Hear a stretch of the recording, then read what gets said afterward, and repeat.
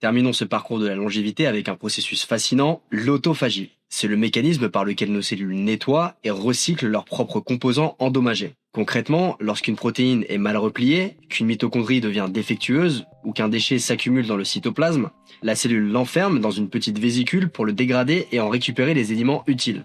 C'est une sorte de recyclage biologique interne, indispensable pour maintenir la cellule propre, efficace et fonctionnelle. Mais avec l'âge, ce processus s'essouffle.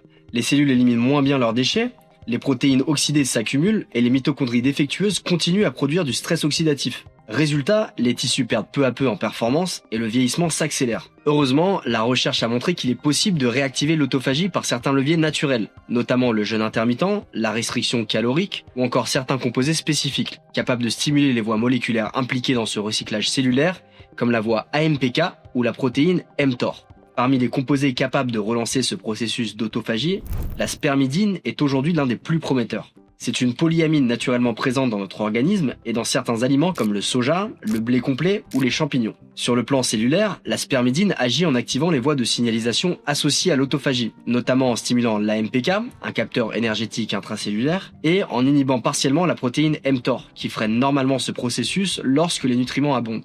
Autrement dit, la spermidine imite les effets du jeûne.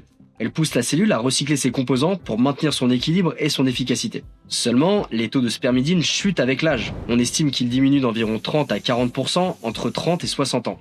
Principalement parce que la production endogène ralentit et que l'alimentation moderne, souvent pauvre en germes, légumineuses et produits fermentés, n'en apporte plus assez pour maintenir une autophagie efficace. Les études animales et précliniques ont montré qu'une supplémentation en spermidine pouvait améliorer la santé mitochondriale, réduire l'inflammation chronique, favoriser la clarté cognitive et prolonger la longévité en bonne santé. Chez l'humain, les premières recherches vont dans le même sens, suggérant une corrélation entre des niveaux élevés de spermidine et un risque réduit de mortalité, toutes causes confondues. Côté complément, nous vous proposons une forme concentrée et hautement biodisponible de spermidine issue d'un extrait de riz.